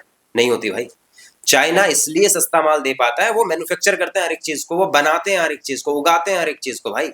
इसलिए आप देखोगे एक ह्यूमिडिफायर जिसमें 3 लीटर पानी आ जाता है ना, चाइना से 160 रुपए का इंडिया में आ जाता है। वो 160 रुपए का, 160 केवल 160 रुपए का, जिसमें 3 लीटर पानी आ जाता है। अब मान लीजिए जब चाइना से आया होगा तो इम्पोर्ट एक्सपोर्ट ड्यूटी भी लगी होगी, और जिसने वो खरीदा होगा, जिससे खरीदा होगा उसने भी 2 पैसे कमाए होंगे, और जिससे खरीदा होगा उसने मैन्युफैक्चरिंग करते टाइम भी उसकी कोई कॉस्ट होगी। तो at the end of the day उसकी कॉस्ट तो 30-35-40 रुपए आ रही है। 30 पैसे वो 40 रुपए में 3 लीटर का ह्यूमिडिफायर बना दे रहे हो। साला हिंदुस्तान के अंदर ना उसका स्विच नहीं बनाएंगे 40 रुपए में, क्योंकि तुम्हारे बस की नहीं है भाई, तुम मैन्युफैक्चरिंग नहीं करते हो, तुम मैन्युफैक्चरिंग नहीं करते हो भाई, ये प्रॉब्लम है। आपके हिसाब से असेंबलिंग ही होती है। आप देखो कहीं पे जो है ना साइकिल बनाते हैं लोग, कहीं पे बाइक बनती है, गाड़ियां बनती है, उठा करके असेंबल कर रहे हैं। कितनी गाड़ियां आपके जो है ना यहाँ पे दौड़ती हैं, टोयोटा की कुछ ऐसी गाड़ी, ग्लेंजा है, मारुति की बलिनो है, उसका जो है ना बॉडी स्ट्रक्चर सब A to Z सेम है। कितनी गाड़ियां ऐसी हैं जो दूसरी की कॉपी है, बिल्कुल कॉपी है, राइट्स ले लेते हैं दूसरी कंपनी से, मैन्युफैक्चर ना करना पड़े जी, हमें ये ना बनाना पड़े जी। कैसे चलेगा भाई?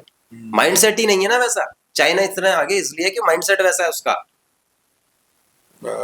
चाइना सर कितना आगे है इंडिया से? चाइना सब जानते हैं कितना आगे है, सब पहले नंबर पे आज शायद है, यूएसए है पहले पे, फिर चाइना है, फिर जर्मनी है, फिर इंडिया है, अभी सरपास किया हमने जापान को। सर आपको क्या लगता है कि चाइना बिजनेस के परस्पेक्टिव बात कर रहा हूँ मैं, बिजनेस के सिनेरियो से, कि चाइना क्या वर्ल्ड को टेक ओवर करेगा एज एन बिजनेस नेशन? देखो ये डिपेंड करता है कि वो बाकी देशों में अपना पेनिट्रेशन कैसे करते हैं। पेनिट्रेशन से आप मतलब समझिए, जैसे हिंदुस्तान के अंदर ना राखी का त्योहार एक दिन मनाया जा रहा है, चाइना आप लोगों को राखी भेज दे रहा है एक दिन के लिए भी। हम एक दिन राखी बांधते हैं पूरे साल में, लेकिन फिर भी चाइनीज बांध रहे हैं।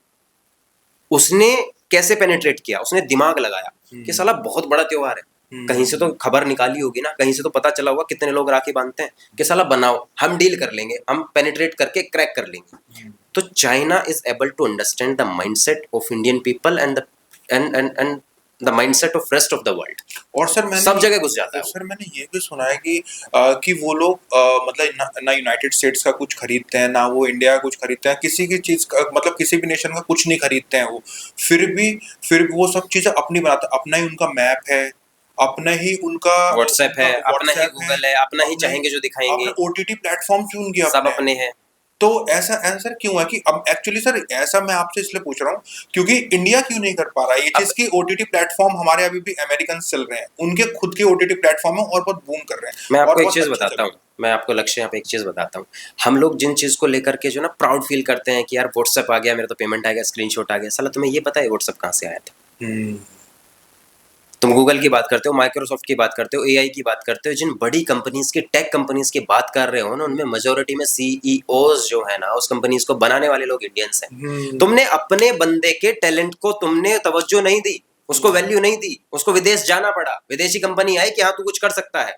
इंडिया के अंदर कंपनीज आती हैं, अपना यूनिवर्सिटी बनाती है, बाहर की जो है ना, बाहर के देशों की यूनिवर्सिटीज इंडिया के अंदर है, वहां पे यहाँ पे आकर के जो है ना, यहाँ के टैलेंट को जो है, जिसको तुम साला 20 लाख देने में तुम्हें लगेगा इसकी वैल्यू नहीं है 20 लाख, क्योंकि तुम्हें पता है साला गांव का बच्चा है, 20 लाख इसको क्यों दे, ये तो 10 लाख में मान जाएगा। उसी सुंदर पिचाई नहीं, ऐसे बहुत है, सत्या नडेला, बहुत सारे लोग हैं, 1000 नाम देख सकता हूँ आपको। बाहर के लोग आते हैं कि साला इसकी वैल्यू इन्होंने 10 लाख लगाई है तो उसको 1 करोड़ दे, क्यों? ये सेकंड में देश छोड़ेगा भाई। क्यों गए हैं वो लोग वहां पे? आपने अपने टैलेंट को तवज्जो दी होती तो आपको ये बात करनी नहीं होती कि हम जो है ना चाइना से आगे निकलेंगे कि जापान से आगे निकलेंगे। आप दो ना तवज्जो भाई। कितने % लोग हैं ऐसे जिनको नौकरियां मिल जाती हैं 50 लाख 60 लाख 1 करोड़ के पैकेज की, और जिसको मिल जाती है ना वो अपने आप में हवा हो जाता है फिर। सर लेकिन लोग तो ये वाली बात बोलते हैं कि इंडिया में ईज ऑफ डूइंग बिजनेस बहुत मुश्किल है, मतलब उसमें हम 18-20% टैक्स ही दे देते हैं उसमें से, और सर इसी वजह से बाइजूस जैसे बड़ी बड़ी एजुकेशन जो स्टार्टअप्स हैं वो फेल हो गए। तो इसका फेलियर टैक्स नहीं है। आपको कारण क्या लगता है कि बाइजू क्यों फेल हुआ? और दूसरी बात, ईज ऑफ डूइंग कितना ईजी है इंडिया के अंदर कि जहां हम 18-20% टैक्स दे रहे हैं और दुबई के अंदर वो टैक्स फ्री है। इंडिया के अंदर ईज ऑफ डूइंग बिजनेस जिनको लगता है मुश्किल है, ऐसा नहीं है। आप लोगों को ना तो कंप्लाइंसेस पता है, आपको ना ये पता है कंपनी फॉर्म कैसे होती है, आपको ना ये पता है कि जो है ना DIN नंबर CIN नंबर आप कैसे बनाते हो, आपको कंपनी फॉर्मेशन के तरीके तो पता नहीं है। और जब आपको पता चल जाते हैं ना तो आप टैक्स से नहीं डरते। टैक्स गवर्नमेंट कम मांग रही है, एक पैरामीटर सेट किया है ना भाई कि इतना कमा लोगे तो तब दे देना और इतना % दे देना। आप जिससे कमा रहे हो ना वहां से ले रहे हो, अपनी जेब से दे रहे हो क्या तुम टैक्स? नहीं सर, अपनी जेब से दे रहे हो क्या? अपनी कमाई का तो नहीं दे रहे ना भाई। कमाई का तब देना पड़ रहा है जब आप एक लेवल को पार कर रहे हो। और किस लिए दे रहे हो टैक्स? टैक्स दे रहे हो देश को आगे बढ़ाने के लिए। अभी थोड़ी देर पहले हम बात कर रहे थे जी, मोदी जी ने ये बोल दिया। मोदी जी ये भी तो बोल रहे हैं भाई तुम कमाते हो तो टैक्स भी दे दो। तुमने 50 तरीके ढूंढ लिए टैक्स को चोरी करने के, फिर मोदी जी क्या कर लेंगे? और फिर तुम बोलेंगे ईज ऑफ डूइंग बिजनेस नहीं है। फिर बायजूस फेल हो जा रहा है। बायजूस के फेल होने का कारण ये है ना, ये ईज ऑफ डूइंग बिजनेस नहीं है, टैक्सेशन नहीं है। बायजूस के फेल होने का कारण ये है कि उसको जो है ना फंडिंग मिली, उस फंडिंग को उसने कुछ छोटी बड़ी कंपनीज को एक्वायर करने में लगा दिया। मर्जर और एक्विजिशन के गेम में घुस गया वो कि भाई मैं एक्वायर कर लूँ ये कंपनियों को, मैं बड़ा बन जाऊंगा जी, मैं सबसे बड़ा बन जाऊंगा। आकाश को खरीद लिया, बाकी छोटी मोटी 2-4 और कंपनीज थी एडटेक से रिलेटेड, सबको खरीद लिया। क्या हुआ? बर्नआउट होने लग गया। अब उसने एम्बिशन को समझा ही नहीं, बर्नआउट पे चला गया वो। तो भाई बर्नआउट होगा क्योंकि तेरा जो पर्पस होना चाहिए ना, that has to be, your ambition has to be purpose driven. तुम तो आउटकम ड्रिवन हो गए। तुम तो सोच रहे थे इसको भी खरीद लो उसको भी खरीद लो, सबसे मैं कमा लूं। क्या हुआ फिर? यही होगा। तो सर एक तरफ बाइजू के फेल होने की बात हो गई, एक तरफ इंडिया में टाटा जैसी कंपनी में बहुत ऊंची पहुंच गई है जो कि बहुत पुराने समय से है। तो सर आपको क्या लगता है कि हम अगर टाटा के पर्सपेक्टिव से देखते हैं तो ईज ऑफ डूइंग बिजनेस हमें अच्छा लगता है इंडिया के अंदर की बहुत अच्छी चीज है, बिजनेस इंडिया के अंदर बहुत इजी है, ठीक है। एक तरफ हम बाइजू की तरफ देखते हैं तो डिप्रेस हो जाते हैं कोई लोग कि यार बाइजू जब फेल हो गया तो हमारा स्टार्टअप क्या चलेगा। तो ये डिफरेंशिएशन क्या है, मतलब मैं समझ नहीं पा रहा हूँ। मतलब बहुत सारे व्यूअर्स भी ये जानना चाहेंगे कि ये डिफरेंशिएशन है क्या, कि हम टाटा से इंस्पायर हुए या फिर क्या बाइजू से हम डिप्रेस्ड हो, हम क्या करें? हम मतलब बायजू से डिप्रेस होने की जरूरत नहीं है, टाटा से इंस्पायर होने की जरूरत है। हाँ सर, मैं सर इसलिए कह रहा हूँ ये, मैं इसका कारण ये है सर, बाइजू एक बहुत बड़ा स्टार्टअप था और बहुत अच्छी सैलरी प्रोवाइड करता था लोगों को, फिर भी वो फेल हो गया। और वो तो एजुकेशन स्टार्टअप था जो लोगों की जरूरत है इस टाइम पे। नहीं, यही समझने की जरूरत है, यहीं पे लोग मात खाते हैं। टाटा बड़ा इसलिए बना क्योंकि उसने लोगों का ट्रस्ट जीता। तो सर बाइजू ने भी तो जीता ना। हाँ, सर नहीं जीता ना। अगर जीतता होता तो मार्केट में होता, आपके सामने होता। आप ये बात ही नहीं कर रहे होते कि बाइजू फेल हो गया। बाइजू के फेल होने का कारण है कि वो लोगों के ऊपर वो चीजें इम्पोज कर रहा था, वो चीजें थोप रहा था जिसकी हमें जरूरत नहीं है। इंडियन एजुकेशन के माइंडसेट को अगर देखा जाए, इंडियन बच्चों को जो पढ़ाना सिखाना था, बाइजू वो कहाँ कर रहा था? बाइजू ने तो शाहरुख खान को ब्रांड एम्बेसडर बना लिया, तो उसको लगा शाहरुख खान बेच देगा जी। बाइजू ने तो इंडियन टीम की जर्सी को स्पॉन्सर कर दिया, उनको लगा इंडियन टीम बेच देगी जी। बिल्कुल भाई, जब चीजें जो हमारी जरूरत है, अगर उस नेसेसिटी को आप पूरा नहीं कर रहे हो तो कोई क्यों खरीदेगा? थोड़े एक समय के लिए लोगों के अंदर जो है ना, आप ये गलतफहमियां पैदा कर सकते हो कि शाहरुख खान ऐड कर रहा है तो खरीद लो, इंडियन टीम स्पॉन्सर कर रही है तो खरीद लो। टाटा बड़ा इसलिए बना, टाटा ने ट्रस्ट को जीता। आप बोलते हैं ना टाटा। सर मैंने आपकी प्रोफाइल में सर पढ़ा था कि आपने माइक्रोबायोलॉजी से अपनी मास्टर्स कंप्लीट की है, तो सर फिर ये बिजनेस का सफर कैसे? देखो, मुझे माइक्रोबायोलॉजी इतनी आती है जितनी अर्जुन कपूर को एक्टिंग आती है। ठीक है, तो सर ये कंट्रोवर्शियल हो सकता है सर, अर्जुन कपूर साहब को बुरा लग सकता है। कोई बात नहीं, लग जाने दो, उससे मुझे फर्क नहीं पड़ता। ठीक है, तो ये सफर इसलिए तय हुआ क्योंकि होता क्या है कि जो हमें थोड़ी देर पहले हम डेस्टिनी की बात कर रहे हैं। हाँ जी, हाँ जी। तो ये पहले से कुछ चीजें प्री डिटरमाइंड भी होती हैं, कुछ चीजें आपके सामने आ जाती हैं। प्री डिटरमाइंड शायद ये था कि तुझे माइक्रोबायोलॉजी करनी है, मैं अपने केस में अगर देखूं तो। लेकिन मुझे ये था कि यार उसमें इतना मजा नहीं आता था। मैं जाता जरूर था but that was not my part of interest, तो उसमें मजा नहीं आता था। I was a fan of public speakers. मुझे लगता था स्टेज पे बोलना is way more easy than doing research in a laboratory. So that is why I choose my path कि मुझे एक पब्लिक स्पीकर बनना है। एंड देन मैं अपने सेशन करता था, मैं स्टेज शो होस्ट करता था। From there on I got to know what is business coaching and then I learned a lot of things. I understand, एक दो चीज़ें करके देखी, बिजनेसेस किए विच आर फ्रूटफुल, चल भी रहे हैं कुछ अच्छे। And that is how I become a business coach. And आज के टाइम में 35 से 40 बिजनेस ऐसे हैं, ब्रांड्स ऐसे हैं जिनको मैं बिल्ड कर चुका हूँ, और कुछ ऐसे ब्रांड्स हैं जिनके लिए सैकड़ों से ज़्यादा फ्रेंचाइज सेल किया है। ठीक है, उनका एज ए कंसल्टेंट के तौर पे उनके लिए काम किया, फिर एज अ कोच बहुत सारी कंपनीज को मैं बना रहा हूँ। ठीक है, कुछ और भी कंपनीज हैं वो अलग अलग फील्ड की, अलग अलग डोमेन की हैं। ऐसा नहीं है कि एक ही डोमेन में हम काम कर रहे हैं। सो अलग अलग डोमेन को डाइवर्सिफाई किया मैंने, अपना जो पोर्टफोलियो है उसको बहुत अच्छे तरीके से बनाया, बढ़ाया, एंड दैट इज़ वाई आज के टाइम में 2025 में 180 से ज़्यादा सेमिनार करने के बाद, 30 से ज़्यादा प्रॉफिटेबल बिजनेस बनाने के बाद, 50 बार अवार्ड लेने के बाद मैं आज यहाँ पे बैठा हुआ। नहीं सर, ये हमारा सौभाग्य है कि आपने टाइम दिया। और जी। दूसरा सर, मैं ये पूछना चाहूँगा, आपने इतना सब कुछ अचीव कर लिया, इतना आपने बिजनेस चला लिया और अपने 35 से ज़्यादा ब्रांड्स को आपने बिल्ड कर दिया, तो सर आपको क्या लगता है कि आपको लगता है ये चीज़ या नहीं लगता, वो मुझे, मैं आपसे ही जानूंगा ये चीज़ कि कंपटीशन बिजनेस में है या नहीं है? क्योंकि लोगों का माइंडसेट ये है कि वो कंपटीशन का नाम देके बिजनेस से दूर भाग जाते हैं। तो आपका क्या मानना है कि बिजनेस में कंपटीशन है या नहीं है, और अगर है तो कितना परसेंट है? मैं आपको बताता हूँ, देखो मैंने अभी कुछ अचीव नहीं किया, मुझे ऐसा लगता है पर्सनली, ठीक है, क्योंकि मेरा जो एक एम्बिशन है, जो मेरा टारगेट है, वो ये नहीं है कि मैं 10 20 30 ब्रांड्स के लिए काम करूँ। मेरा एम्बिशन बिल्कुल नहीं है कि हाँ एक वॉल ऑफ एक्कोलेट्स जो ये बन गई है, 50 अवार्ड्स मिल गए हैं, नहीं। मेरा ये जो है ना, अभी जैसे मूवी आने से पहले ट्रेलर होता है ना, और ट्रेलर आने से पहले टीजर होता है, ये टीजर है, अभी ट्रेलर भी नहीं आया। मुझे तो ऐसा लगता है कुछ भी नहीं है, ठीक है। लोगों को लगता है देख करके कि पता नहीं क्या है, I don't feel that way. Reason है उसके पीछे, क्योंकि जब मान लो आपका सपना तो वर्ल्ड कप जीतने का है, आप सीरीज पे सीरीज जीते जा रहे हो, सीरीज पे सीरीज जीते जा रहे हो, क्या मजा आएगा? मजा कब है? मजा तब है जब वर्ल्ड कप जीते। जब वर्ल्ड कप अब 18 साल बाद आरसीबी ने ट्रॉफी जीती तो मजा अलग है ना। तो एम्बिशन था कि यार आईपीएल ट्रॉफी नहीं है कैबिनेट में भाई, बेशक आप किसी को हरा लो। तो वही चीज है सर, अभी अभी ट्रॉफी नहीं है, अभी वर्ल्ड कप नहीं जीता है।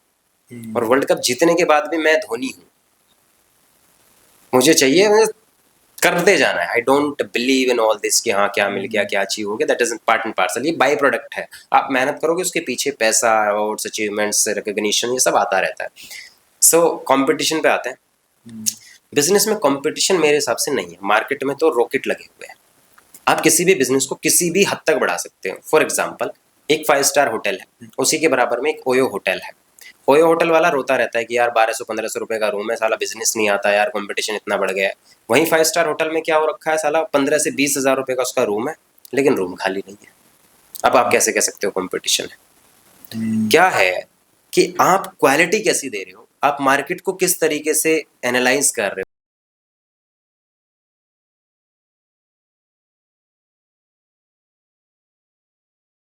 का छोटा एग्जांपल, एक और एग्जांपल लेते हैं। मान लीजिए कोई एक ऐसी कंपनी है जो थ्रेड बनाती है, धागा बनाती है, ठीक है। उस थ्रेड बनाने वाली की जो कंपनी है वो 1 करोड़ का टर्नओवर निकाल रही है 1 साल का, लेकिन उसी इंडस्ट्री के जो बड़े जाइंट्स हैं वो 1 लाख करोड़ का टर्नओवर निकाल रहे हैं 1 साल का। तो 1 लाख करोड़ में से केवल 1 करोड़ कितना परसेंट है? माइनस में है। माइनस में, बिल्कुल ठीक है, तुम 1 करोड़ बना पा रहे हो, और बहुत सारे लोगों के लिए 1 करोड़ भी बड़ी संख्या होगी। बहुत, बिल्कुल। और जो 1 लाख करोड़ बना रहा है वो फिर भी ये जानता है कि मार्केट साइज इससे ज्यादा है, मैं इससे ज्यादा बना सकता हूँ। तो कंपटीशन के बाद वो करेगा ही नहीं। कंपटीशन के बाद ये 1 करोड़ वाला करेगा, यार हम तो बना ही नहीं पा रहे 1.5 करोड़। भाई तेरे पास तूने टीम बनाई है क्या? तूने प्रोसेस बनाए हैं क्या? तूने सिस्टम्स बनाए हैं? तुझे पता है तेरा बिजनेस ऑटोमेट हो सकता है कि नहीं हो सकता है? तेरा ओनरशिप वाला माइंडसेट है कि नहीं है? तू ऑपरेटर बना हुआ है, खुद तो तू ऑर्डर लेने जाता है, तू खुद लोगों से बात करता है, सेल्स के नाम पे तूने 2 लड़के रखे हुए हैं, और तुझे चाहिए कि मैं एम्पायर बना दूं 100 करोड़ का, नहीं बनेगा। मतलब ही नहीं है भाई, अकेला चना भाड़ नहीं फोड़ सकता, पुरानी कहावत है। तो जो लोग कंपटीशन कंपटीशन कंपटीशन करते रहते हैं ना, ये वे लोग हैं जो मार्केट को समझ ही नहीं पाए। तो कंपटीशन तो लगेगा ही, कंपटीशन तो आपको स्वाभाविक लगेगा भाई। हिंदुस्तान के अंदर छोड़ो, वर्ल्ड के अंदर 300 मिलियन से ज्यादा एसएमईज हैं, छोटे बड़े उद्योग हैं 300 मिलियन से ज्यादा। उनको कोच करने के लिए 75,000 कोचेज हैं भाई। अब कोई मेरे से बोलने लगे कि क्या बिजनेस कोचिंग में कंपटीशन है? बिल्कुल नहीं है भाई, खुला पड़ा है मार्केट, खुला पड़ा है मार्केट, पेनिट्रेट करो, घुस जाओ। आपके अंदर ये काबिलियत होनी चाहिए ना कि आप घुस पाओ। तो सर, ये मुकेश अंबानी साहब और ये गौतम अडानी साहब इतने बड़े कैसे बन गए फिर?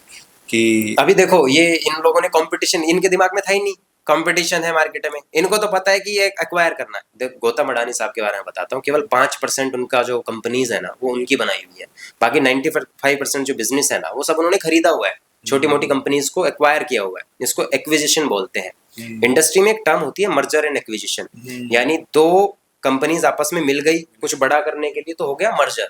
ठीक है, एक बड़ी कंपनी ने छोटी कंपनी को खा लिया या खरीद लिया, उसको बोलते हैं एक्विजिशन। तो ऐसे बहुत सारे केसेस हमने सुने हैं भाई कि इसने उसको खरीद लिया, इसने उसको खरीद लिया। हाँ, रेनबेक्सी को खरीद लिया था, किसने खरीदा? सन फार्मा ने खरीदा। तो क्या किया उसने? वो एक्वायर कर ली कंपनी को। ठीक है, दो कंपनी जो है ना, जैसे हीरो और होंडा थी, वो अलग अलग भी हो गई, अलग भी होती है कंपनी, पहले एक पहले थी। हीरो होंडा एक थी। हाँ, सही से। तो अब हीरो की अलग आती है, होंडा की अलग आती है। तो ये तो बिजनेस में चला है। गौतम अडानी और मुकेश अंबानी ने यही गेम तो खेला है। उन्होंने छोटे मोटे जिसको दिखाना ये माइनस में जा रहा है, डूब रहा है, चल रहा भैया सारा दे दे तू इतने में। कैसे हुआ? तो सर हर बंदा अफोर्ड नहीं कर पाएगा ना। हर बंदा अफोर्ड नहीं कर पाएगा, तभी तो एक मुकेश अंबानी और एक गौतम अडानी है, उसका छोटा भाई नहीं अफोर्ड कर पाया भाई। तो ये माइंडसेट का गेम है सारा। और ये लोग ना गलती करते हैं, उसको एक्सेप्ट कर लेते हैं, बड़े लोग गलती को सुधार लेते हैं। छोटे वालों के अंदर जो है ना एक्सेप्टेंस ही नहीं है, नहीं भाई मैंने जो बोल दिया वही होगा। वो ब्लेम गेम खेलते हैं। ब्लेम गेम खेलते हैं वो, तो भैया मैं हूँ बस, कि मेरी वजह से नहीं, तेरी वजह से ऐसा हुआ। हाँ, या अभी उसकी वजह से ऐसा अभी हुआ। आपने 2015 के का केस सुना होगा। तो नेस्ले की मैगी जो है, जो मैगी है, मैगी में कुछ लेड सब्सटेंस मिला था, कुछ है ना, कुछ मिल गया था। तो 2015 में उनके पास 300 करोड़ रुपए की मैगी, 37,000 टन मैगी करीब करीब, जो है ना, उसने सारी मैगी को जला दिया, आग लगा दी उसमें। हाँ, उनके ऑनर ओनर ने कि भाई नहीं, गलती है मेरी, सुधारूंगा।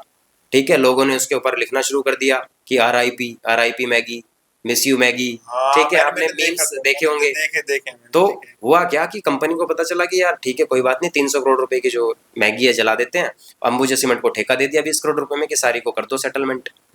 तो कुछ ना कुछ तो निकाला वहां से, गलती सुधारी। 6 महीने बाद बिल्कुल बाउंस बैक कर लिया। 6 महीने बाद दोबारा से आ गए और नीचे लिखा, जैसे लोग बोल रहे थे ना, मिस यू RIP, ये वो, तो नीचे लिख करके आए कि we are back, we miss you too. और फिर बन गया ब्रांड। ये सारा माइंडसेट का गलतियां करो भाई, सीखो उन गलतियों से। लोग सीखना नहीं चाहते, गलतियों को एक्सेप्ट नहीं करना चाहते। ये प्रॉब्लम है इंडियन माइंडसेट में। कहाँ कोई कंपटीशन नहीं है मार्केट में, नथिंग एट ऑल। सर आखिरी सवाल मेरा आपसे ये है कि हमारे बहुत सारे व्यूअर्स हैं जो अपना स्टार्टअप करना चाहते हैं, अपना ब्रांड बिल्ड करना चाहते हैं, और आपने ऑलरेडी वो एस्टेब्लिश कर चुके हैं। तो वो ब्रांड बिल्ड वो कैसे करें? आप क्या उन्हें सुझाव देंगे, क्या उन्हें सजेस्ट करेंगे कि पहला कदम आप कैसे लें इस चीज की तरफ? देखो, कोई भी काम करने से पहले ना, एक हमने पहले पुराने टाइम में कहावत हम सुनते थे, जब घर बनाते हैं तो हम नींव को मजबूत करते हैं। पहले ना नींव, गड्ढा खोद करके नींव भर दी है। किसी भी काम को करने से पहले फाउंडेशन को स्ट्रॉन्ग कर लो, फंडामेंटल्स को समझ लो, बेसिक्स को समझ लो कि इस काम को करने से पहले बेसिक जरूरतें क्या है। मान लो आपने शादी की, बेसिक जरूरतें क्या है? आपके पास एक घर होना चाहिए, ठीक है, घर में सामान होना चाहिए, किचन हो, फ्रिज हो, मसाले हो, ये हो, आटा हो, ये सारी चीजें, ये बेसिक्स हैं। तो बेसिक्स हैं तो घर की जरूरतें पूरी हो जाती हैं। फिर डेली की जो चीजें होती हैं वो आती हैं घरों में। वैसा ही बिजनेस को या किसी भी लाइफ में कोई भी काम कर रहे हो वैसे ही होता है। आपने बेसिक्स को समझ लिया, फाउंडेशन को समझ लिया, फंडामेंटल्स को समझ लिया, आपको समझ में आ गया ये तो नेसेसिटी है भाई, ये तो चाहिए ही चाहिए। इसके अलावा जो कुछ होगा उसको देख लेंगे, वो तो टाइम के टाइम आता रहेगा। तो कोई भी व्यक्ति है, कुछ भी करना चाहता है, तो उनको ये समझने की जरूरत है कि इस काम की शुरुआत किन किन चीजों से होगी। चेकलिस्ट बनाना जरूरी है। अगर आपको हमारी ये पहल पसंद आए तो प्लीज लाइक एंड सब्सक्राइब कीजिए और अपने दोस्तों से शेयर करना ना भूलें। धन्यवाद।